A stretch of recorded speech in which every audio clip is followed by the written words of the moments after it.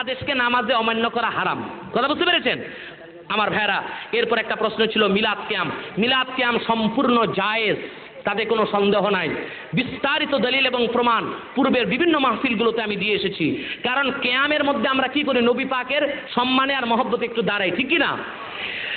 এই কিয়াম সম্পর্কে আল্লামা ইবনু হাজার আসকালানি দুররুল মুনতাজিম কিতাবে লিখেছেন যে তাজিমুন নবী সাল্লাল্লাহু আলাইহি ওয়াসাল্লাম বিজামিই আনওয়াইত তাজিম আল্লাতী লাইসা ফীহি মুশারাকাতুন ফিল উলুহিয়্যাতি আমরুন মুস্তাহসানুন ইনদামা নাওয়ারাল্লাহু বাসাইরাহুম। আমার কথা শুনেন, ডানে বামে তাকাবেন না।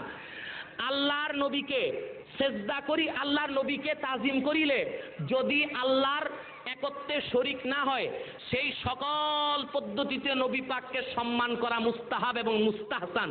সকল সেই ব্যক্তির নিকট যাদের চক্ষুকে আল্লাহ নুরানি করে দিয়েছেন, বলুন সুবহানাল্লাহ। অতএব কিয়ামে দাঁড়ায় নবীজিকে সম্মান করলে ইশকে কিংবা মহব্বতে মদিনার খেয়াল করে এটা কোনো অবস্থায় হারাম কিংবা নাজায়েজ হবে না। জি,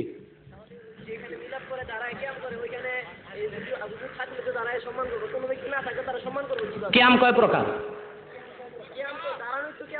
এই কিয়ামটা কয় প্রকার? দাঁড়াও, তুমি দাঁড়াও না, তুমি বেয়াদব ছেলে। কিয়াম কয় প্রকার? আমি বলি কিয়াম কয় প্রকার? তুমি কোন জামাতে পড়ো? কি করো তুমি? কিসে চাকরি করো? তুমি আদার ব্যাপারে এসো জাহাজের খবর নিতে। কিয়াম হচ্ছে দুই প্রকার। একটা কিয়াম মুসাররাত, যেটা আনন্দের কারণে দাঁড়ানোটা, কারো উপস্থিতিতে দাঁড়াইতে হয় না। হাদিস শরীফের মধ্যে আসছে এক ইহুদির লাশ আল্লাহর হাবিবের সামনে দিয়ে যাচ্ছিল। তখন আল্লাহর হাবিব বলছেন যে কুমু লিহাযাল মাইয়িত, এই মাইয়িতের জন্য দাঁড়াও। তখন সাহাবায়ে কেরাম দাঁড়ায় বলেন হুজুর হাযা মাইয়িতুল ইহুদ, একটা ইহুদির লাশ এটা। আল্লাহর হাবিব বলেন তারপরও সে একটা মানুষ। আপনারাই বলেন ইহুদির জন্য যে আল্লাহর হাবিব দাঁড়াইতে বলছেন, ইহুদির লাশ দেখা, ইহুদি কি হাজির ছিল না গায়েব ছিল? কই মরে গেলে মানুষ আবার হাজির থাকে নাকি? যেই ইহুদি, তার লাশটা কি মানুষ নাকি? লাশটা মানুষ, ইহুদি মানুষটা তো চলে গেছে আল্লাহর কাছে। তা লাশ হাজির না গায়েব? এক ইহুদি গায়েবের জন্য দাঁড়ানো যে জায়েজ হয়, আল্লাহর হাবিব মদিনায় শুয়ে আছেন, যদিও তিনি হাজির না হন তারপরও দাঁড়ানো জায়েজ। আর আমরা যখন তাওয়াল্লুদে পড়ি তখন কি পড়ি? নবী পাক পৃথিবীতে আসছেন, পৃথিবীতে আলোড়ন সৃষ্টি হয়েছে, ঠিক না? এই আনন্দের খাতিরে দাঁড়ানো হয়। এই দাঁড়ানোটাকে কিয়ামুল মুসাররাত বলা হয়।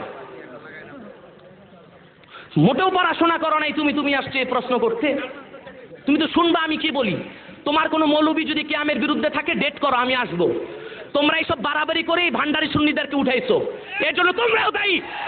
তোমরা ওহাবি, তোমরা শয়তান, দুশমনে রাসূল, রাসূলের সাথে দাঁড়াইতে চাও না, বেয়াদব ছেলে কোথাকার। যদি কিয়ামের বিরুদ্ধে কেউ বলতে চায় আমি আসতে প্রস্তুত আছি। তোমার যদি কোনো আলেম থাকে তুমি বসাও, যদি কেউ না বসে তাহলে কোনোদিন কিয়ামের বিরুদ্ধে বলবা না।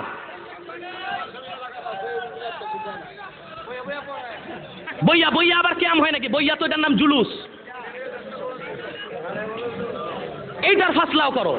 তোমরা এইসব বাড়াবাড়ি করে সুন্নিতের মধ্যে ফাটল সৃষ্টি করতেছো।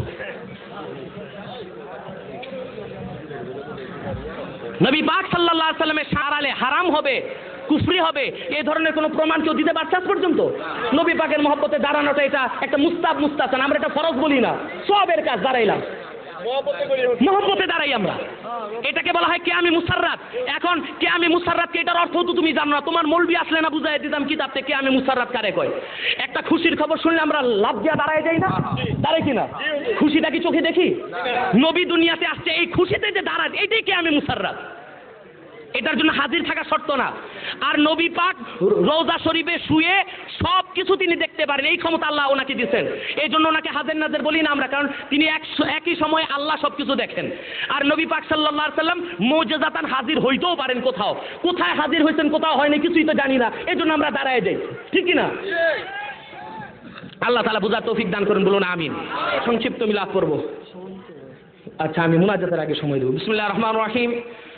يا أيها النبي إنا أرسلناك شاهدا ومبشرا ونذيرا وداعيا إلى الله بإذنه وسراجا منيرا يا معشر الحاضرين ولد النبي صلى الله عليه وسلم في مكة قبل 1500 سنة وكان اسم أبيه عبد الله وكان اسم أمه آمنة وفي وقت ولادة النبي صلى الله عليه وسلم جاءت نسوة من نساء الجنة ومنهن كانت عاصية ومريم يا معشر الحاضرين قوموا لتعظيم النبي المحترم صلى الله على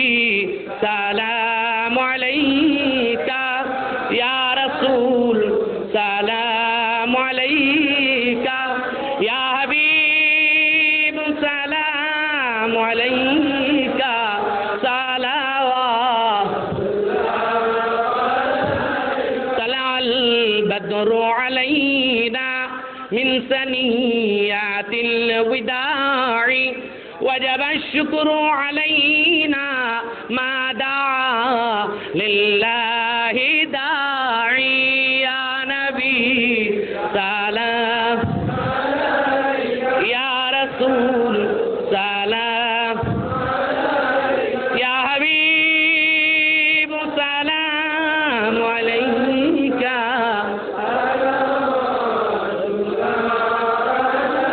بلغ العلا بكماله كشف الدجى بجماله حسنت جميع خصاله صلوا عليه وآله بلغ العلا بكماله كشف الدجى بجماله حسنت جميع خصاله